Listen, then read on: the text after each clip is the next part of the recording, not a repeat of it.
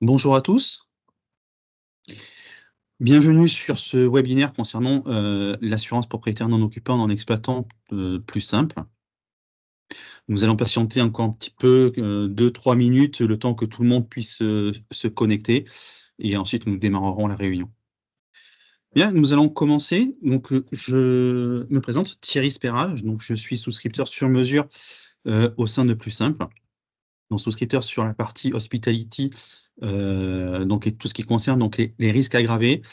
Juste petit rappel pour ceux qui ne connaissent pas Plus Simple et la partie hospitality. Hospitality, nous sommes spécialisés sur tout ce qui est souscription de risques aggravés, notamment donc sur le P&O, notamment, nous allons en parler un petit peu plus tard, mais également sur tout ce qui est discothèque, hôtel, camping, bar et restaurant de plage, bar et restaurant ambiance, notamment, bowling, salle de jeu, et tout ce qui tourne autour de la discothèque et dérivés. Voilà. Aujourd'hui, nous allons donc aborder l'assurance PNO, PNI, PNE, pardon, au sein de Plus Simple. Avec au programme, donc, en premier lieu, donc, petite introduction, une présentation de la solution, un petit récapitulatif sur le parcours de souscription au sein de Plus Simple via la plateforme Simplifier. Et ensuite, donc, nous aurons une partie pour tout ce qui est questions-réponses. Pour cela, je vous invite, pendant tout le déroulé du webinaire, à poser vos différentes questions sur le petit onglet QR, donc questions-réponses que vous avez en haut dans le bandeau. Et j'y répondrai en fin d'intervention.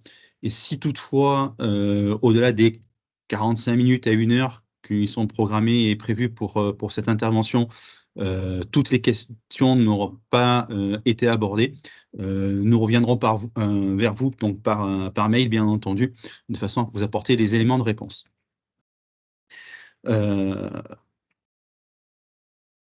Donc, petite introduction donc, sur les différentes informations clés à connaître pour tout ce qui est contrat PNO.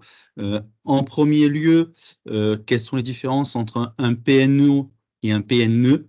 Tout simplement, un PNO concerne un propriétaire non occupant, donc que ce soit principalement sur tout ce qui est partie logement.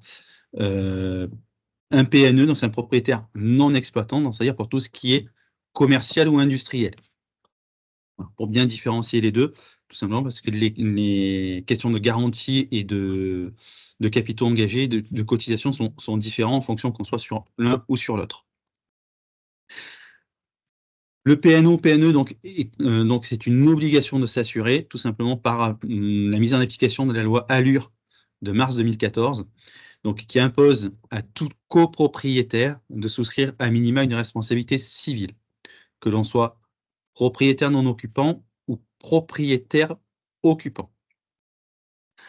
A contrario, donc, un propriétaire d'un lot isolé n'est pas soumis à cette obligation. Exemple, je suis propriétaire de ma résidence principale, enfin, ou d'un bien immeuble, quel qu'il soit, qui n'est pas situé ni dans un lotissement, ni dans une copropriété. Donc, je suis un lot unique, seul. Je n'ai pas de charge de copro. Je n'ai pas l'obligation de souscrire à cette responsabilité civile. Néanmoins, c'est quand même très, très fortement recommandé en cas d'insuffisance de garantie, donc de la part du contrat du locataire en cas de sinistre. Donc, il faut bien avoir en tête que le contrat PNO, notamment sur tout ce qui est garantie de dégâts des eaux, incendie, dommages électriques ou autres, vient en complément, dans un premier temps, en complément de l'assurance donc de l'exploitant. Donc, c'est-à-dire que si vous avez donc un occupant dans vos locaux, c'est l'assurance de l'occupant qui va d'abord entrer en jeu, et ensuite, en cas d'insuffisance de garantie, l'assurance du propriétaire qui sera activée. Si toutefois, la cause du dommage incombe au propriétaire, au locataire, pardon. À noter que dans nos contrats, donc la garantie responsabilité civile est toujours incluse dans tous nos contrats, que ce soit en PNO ou PNE, et que il faut bien avoir en tête qu'en cas d'absence de couverture, donc en cas de sinistre, la responsabilité du propriétaire peut être engagée pour la totalité du sinistre. Concrètement, si le propriétaire n'est pas assuré, le locataire est en droit de le poursuivre sur ses biens personnels. Petit zoom sur l'offre plus simple à destination des propriétaires non occupants. Donc les points forts de notre offre, donc plus simple à développer son produit, donc en pensant donc à couvrir l'ensemble des risques. Bon, ce sont des garanties adaptées au secteur, bien entendu, avec différentes garanties dont nous reviendrons dessus un petit peu plus loin, de sorte à avoir donc une couverture et une protection optimale, voire maximale. Tout le parcours de souscription via Plus Simple et sous forme digitale. Il y a un petit zoom plus tard donc, sur le parcours de souscription. Et bien entendu, donc, nous sommes aujourd'hui 2 souscripteurs, donc Anthony et moi-même, en tant que souscripteur, donc, pour vous accompagner et vous aider dans les souscriptions et les conseils que nous pourrions éventuellement vous apporter sur les différentes solutions. Les garanties proposées par notre offre donc, se décomposent en deux pans, donc les garanties de base et les garanties optionnelles. Les garanties de base, comme je l'ai dit tout à l'heure, donc tout ce qui est responsabilité civile propriétaire d'immeuble, incendie, bien entendu, tempête, grêle, poids de la neige, catastrophe naturelle, recours des voisins et des tiers avec un plafond, et tout ce qui est frais et pertes indirectes, également avec un plafond. Pour tout ce qui est garantie optionnelle, attention, ces garanties sont totalement exclues en cas de locaux vacants. Ces garanties concernent donc tout ce qui est dégâts des eaux, incidents électriques, vol, vandalisme et bris de glace. À savoir quand même que la garantie bris de glace est très souvent incluse dans le contrat MRH ou MRP de votre locataire. Donc, en complément, oui, après, ça ne sert à rien de charger la mule non plus sur ces garanties-là qui représentent quand même un certain coût. Pour tout ce qui est plafond et franchise, donc vous avez vu sur le slide précédent, je reviens rapidement dessus, sont indiqués des plafonds, notamment sur les recours des tiers et des voisins, dégâts des eaux, incidents électriques, vol et vandalisme. Ce sont des plafonds donc, qui nous sont imposés par la compagnie, mais ça, malheureusement, nous n'avons pas possibilité d'y déroger. Les franchises, quant à elles, donc, sont la part de responsabilité qu'accepte de prendre le propriétaire, d'accord, vis-à-vis donc de la charge qu'il accepte de prendre, sachant que plus une franchise est élevée, plus la cotisation sera basse. Et cette franchise est toujours exprimée en fonction de l'indice AFFB. L'indice AFFB a été mis à jour récemment. Pour le 4e trimestre 2023, il est de 1152,6. Ça fait le 2e trimestre consécutif qui baisse. Sur l'ensemble de nos contrats, la compagnie avec laquelle nous travaillons à ce jour nous impose une limite contractuelle d'indemnité qui est plafonnée à 5 millions d'euros. Nous n'avons à ce jour malheureusement pas la possibilité de pouvoir y déroger. Néanmoins, nous travaillons donc au niveau de Plus Simple, d'avoir un autre partenaire sur lequel nous appuyer pour augmenter cette capacité et de pouvoir répondre à une plus large demande. Les différentes variables de tarification, ce sont donc la valeur de reconstruction. Donc, nous savons très bien qu'un bien qui soit situé à Paris, Lyon, Marseille, Angoulême, Lille, Brest, ou peu importe, au fin fond de la Creuse, par exemple, la valeur de reconstruction sera différente, non seulement en fonction de sa localisation, mais également en fonction des matériaux employés pour le reconstruire. Un immeuble type haussmannien en plein centre de Paris n'aura pas la même valeur qu'un corps de ferme en Auvergne, par exemple. Sont également pris en compte dans les variables de tarification l'état d'entretien des biens. C'est la raison pour laquelle nous demandons des photos prises par le courtier ou un de ses représentants, mais en aucun cas des photos de type Google. Voilà. C'est fonction également de l'activité exercée au sein des locaux eux-mêmes. Tout simplement pourquoi? Parce que je ne vais pas vous faire de dessin, mais quand vous avez une discothèque, par exemple, qui se situe en rez-de-chaussée ou en sous-sol d'un immeuble, bon nombre de compagnies vont refuser le risque, voire le résilier. Nous l'acceptons. Mais malheureusement, donc, du fait du risque que cela représente, il y a certaines majorations qui sont appliquées sur différentes composantes de la tarification. La tarification prend en compte également donc, les différents moyens de protection contre le vol, que ce soit des alarmes, que ce soit des systèmes de vidéosurveillance agréés APSAD avec ou sans enregistrement, et également tout ce qui est moyen de lutte contre les incendies, que ce soit les incendies de type électrique ou autre, via les certificats Q4 et Q18, que nous demandons systématiquement sur tout risque commercial ou industriel.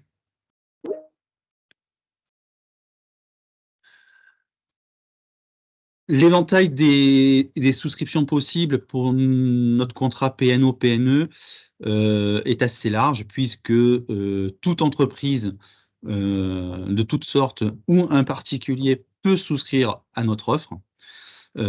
Également, donc, nous pouvons couvrir différents types de risques, que ce soit du gîte de montagne, que ce soit de l'hôtel, de toute catégorie.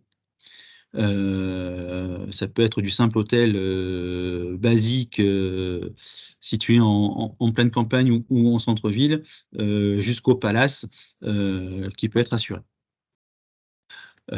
Également dans tout ce qui est discothèque et autres risques aggravants, donc dans les risques aggravants notamment, on peut retrouver une blanchisserie, un garage ou des entrepôts de stockage de matériaux de différents types, qu'ils soient inflammables ou non, sachant que bien entendu, sur tous ces types de risques, nous allons demander différents certificats, donc le Q4 et le Q18 que j'ai évoqué précédemment, mais également d'autres, tels que le Q19, le R5 ou le R7, par exemple, en fonction des catégories de risques. Sur tout ce qui est discothèque, on va également demander les rapports des commissions de sécurité au niveau des souscriptions, mais sachant que sur ces types de risques-là, nous demanderons obligatoirement pour la souscription du contrat PNO l'attestation d'assurance du risque se situant à l'intérieur des locaux. On va également pouvoir assurer dans tout ce qui est locaux vacants ou semi-vacants. Je l'ai évoqué tout à l'heure dans le pavé des garanties optionnelles que nous proposons dans le contrat, et tout ce qui est bien entendu donc locaux d'habitation et locaux commerciaux. À savoir qu'aujourd'hui, l'offre plus simple est l'une des rares offres sur le marché à couvrir dans tout ce qui est risque refusé ou résilié par les différentes compagnies, que ce soit en cas d'aggravation du risque, de non-paiement, de sinistralité par exemple. Si dans vos différents portefeuilles, vous avez des clients qui sont résiliés compagnie pour sinistre, non-paiement ou autre, sachez que vous pouvez bien entendu nous les adresser et nous étudierons avec grand plaisir vos différentes demandes. Les différentes spécificités de notre offre. Donc nous souscrivons donc uniquement donc tout ce qui est ensemble clos et couvert. Donc un immeuble en construction, c'est non, je suis désolé. Il nous faut obligatoirement donc que ce soit fermé. Tout bien qui fait l'objet d'un arrêté de péril ne pourra pas être souscrit. Tout ce qui est flotte d'immeubles, j'ai eu certaines demandes de différents courtiers pour assurer des flottes d'immeubles. Nous ne le faisons pas, nous assurons immeuble par immeuble, tout simplement du fait de la LCI qui ne nous permet pas de pouvoir couvrir ces flottes. Pas de souscription de lot unique dans un ensemble, je m'en explique. On va assurer la coquille complète et non pas un élément. Exemple, si vous me demandez d'assurer le local commercial qui se situe dans un ensemble de copropriétés, malheureusement, je ne pourrai pas le faire. Je vais assurer l'ensemble de l'immeuble. Chez Plus Simple, tout ce qui concerne donc les contrats se font obligatoirement par signature électronique. Ce n'est que la signature électronique qui prévaut et qui valide la mise en place du contrat. Et tous les règlements se font par prélèvement CEPA uniquement, soit chez le client directement, soit, et là j'anticipe un petit peu quelque chose qui est en train de se mettre en place chez Plus Simple, un prélèvement direct chez le courtier, soumis à certaines conditions, bien entendu, notamment de capacité financière, de sorte à ce que le courtier puisse répercuter ses différents frais s'il en a. Et dernier point, tout ce qui est fractionnement, c'est obligatoirement en mensuel ou en annuel. Comment souscrire à l'offre PNE chez Plus Simple? C'est assez facile. Il suffit de vous rendre sur votre espace simplifieur, de cliquer sur faire un devis. Donc, vous démarrez à ce moment-là donc un nouveau devis pour un professionnel. Vous sélectionnez la multirisque immeuble. Petite astuce, pour un particulier, il faut rentrer le code NAF que je vous ai indiqué, donc 0001Z. À défaut, vous ne pourrez pas aller plus loin dans la saisie du questionnaire.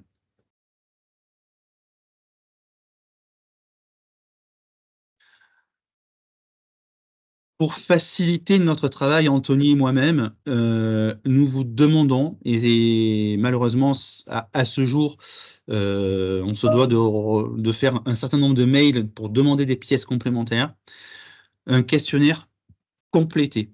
Donc, c'est-à-dire que dans le questionnaire, pour ceux qui l'ont déjà expérimenté, vous avez différentes questions, notamment sur tout ce qui concerne les sinistres passés.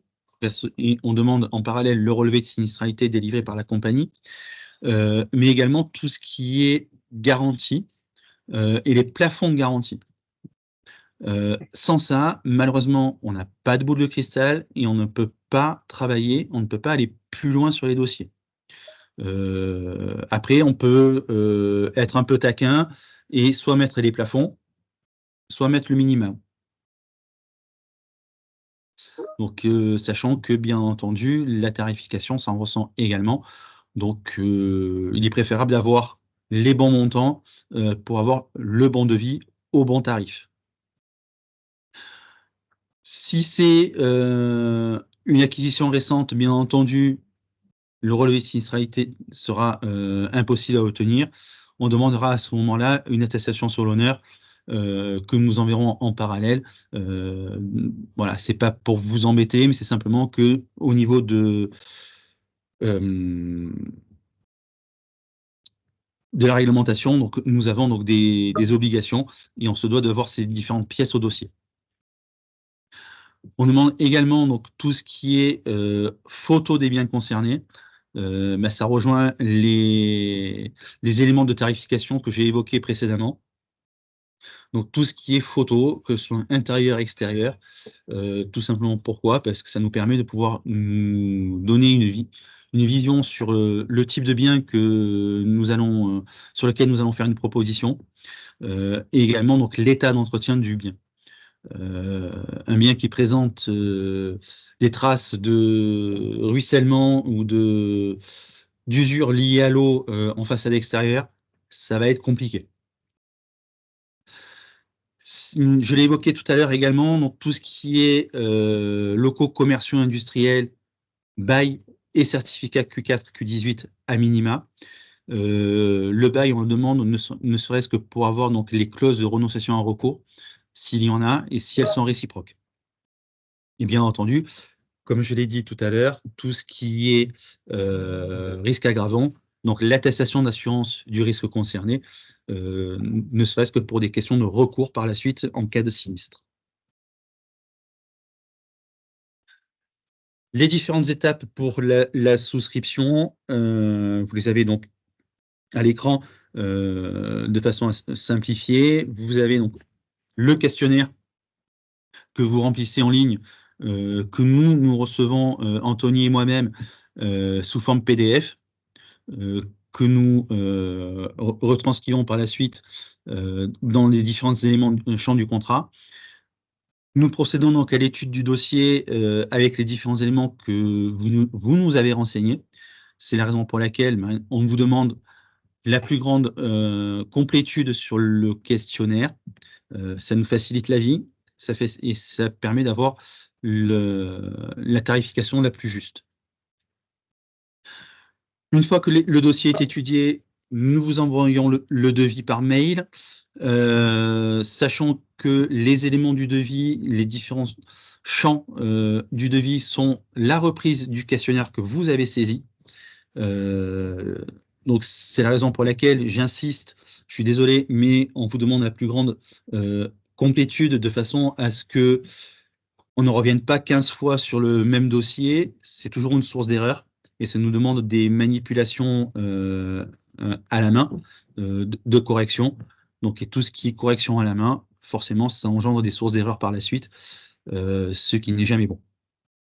Donc l'envoi du devis signé par le client que vous nous retournez, sachant que entre-temps le devis peut faire quelques allers-retours de modifications, de garantie, de tarification, etc. Donc je veux dire, c'est pas un problème. Nous sommes, Anthony et moi-même, ouverts à la chose.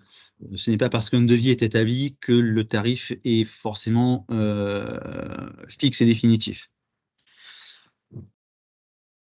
Le devis est validé, il est signé, nous vous envoyons le contrat en signature électronique.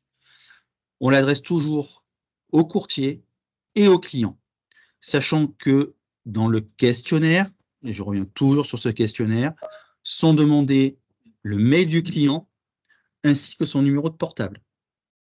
Tout simplement, c'est pour la mise en place derrière de la signature électronique. Et vous avez dans l'espace simplifieur auquel vous avez tous accès l'ensemble des documents qui vous sont mis à disposition également.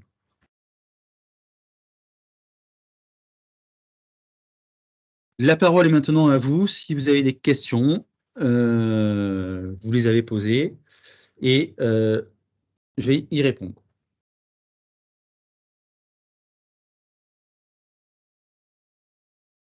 Alors, j'ai une question. Assurez-vous les multirisques immeubles, sur les immeubles de stockage? Oui, tout dépend. Les matériaux qui sont à l'intérieur, donc au niveau du stockage. Si c'est du stockage genre box pour on va dire du garde-meuble, je dirais pourquoi pas, à voir en fonction des éléments de sécurité mis en place en parallèle. PNO syndic, oui, sans aucun problème. On en a un certain nombre en stock et pas de souci. Couverture, risque, stockage, fourrage, bonne question. Je n'ai pas la réponse. Je vais la noter et je reviendrai vers vous ultérieurement.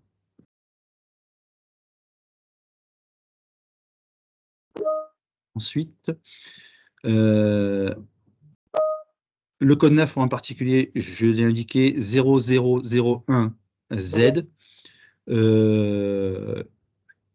Les plafonds, non, c'est pas à vous de les indiquer. On vous les rappelle le cas échéant. Si les demandes dépassent ces plafonds-là, on le mentionne. Les immeubles n'ayant jamais été assurés peuvent-ils être assurés? Oui, avec attestation de non-sinistralité à fournir obligatoirement.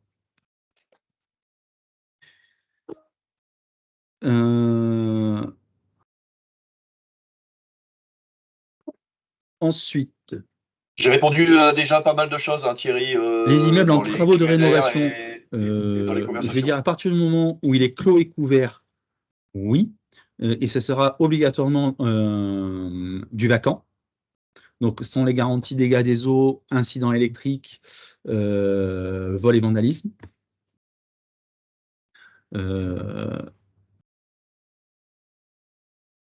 Quand on parle d'assurer un immeuble, on parle par syndic. Oui, c'est le résidence avec 3 immeubles. On va assurer donc, alors au choix, en fonction de si ce sont donc les mêmes adresses ou pas. Mais oui, on peut assurer donc l'ensemble de la copropriété avec les différents immeubles. J'ai déjà eu le cas, ça s'est déjà fait. Ou alors, si ce sont des adresses différentes, on peut faire un contrat par adresse. Par exemple, plusieurs villas, par exemple, si c'est un lotissement, par exemple, oui, ça se fait sans aucun problème. Et on peut même aller assurer donc, tout ce qui est partie commune, enrobé, éclairage, notamment. Si un sinistre a déjà eu lieu, ben oui, forcément, on peut l'assurer, ça fait partie de nos spécificités. Attention toutefois, si le sinistre a une valorisation d'indemnité supérieure à 50 000 €, on demandera systématiquement le rapport d'expertise et ça sera soumis à décision de la compagnie d'assurance. Malheureusement, nous n'avons pas la main chez Plus Simple sur ces niveaux de garantie-là.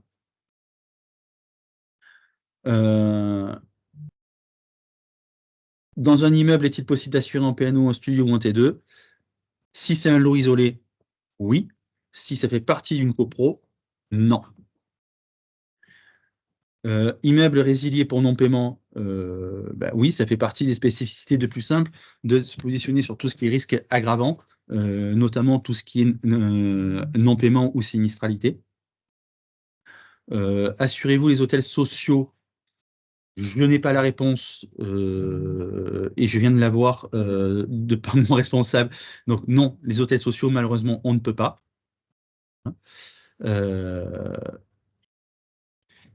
PNO pour SASU qui fait la location saisonnière. Toujours pareil, oui, si c'est un lot isolé. Hein. Et les kartings, non, c'est une question de responsabilité civile qui est trop engageante. Malheureusement, on ne peut pas. Tout ce qui est exclusion géographique, à ce jour, je n'en ai pas. Les seules exclusions qu'on pourrait éventuellement avoir, bah, c'est si c'est en zone inondable aggravée. Je pense notamment à tout ce qui est dans le nord de la France, où ça risque d'être compliqué dans les prochains mois au niveau des assurances. Voilà. Après, j'ai une question qui vient d'arriver. Sinistre corporel en cours non chiffré. Je n'ai pas la réponse, malheureusement. Je reviens vers vous rapidement.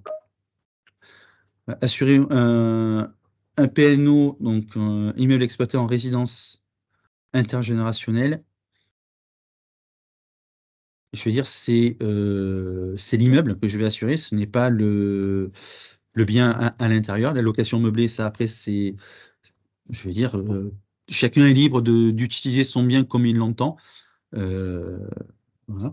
Les devis sur mesure ne sont pas envoyés aux clients en direct, ils sont envoyés directement au courtier et c'est le courtier qui le transmet au client. Voilà. L'ensemble des questions ayant été épuisées, je vous remercie pour votre participation. N'hésitez pas à nous contacter, Anthony et moi-même. Vous avez donc nos coordonnées qui s'affichent à l'écran et le cas échéant, vous pouvez toujours nous envoyer un petit mail à contact@plussimple.fr et nous reviendrons vers vous très rapidement. Je vous remercie, vous souhaite une très bonne journée. À bientôt.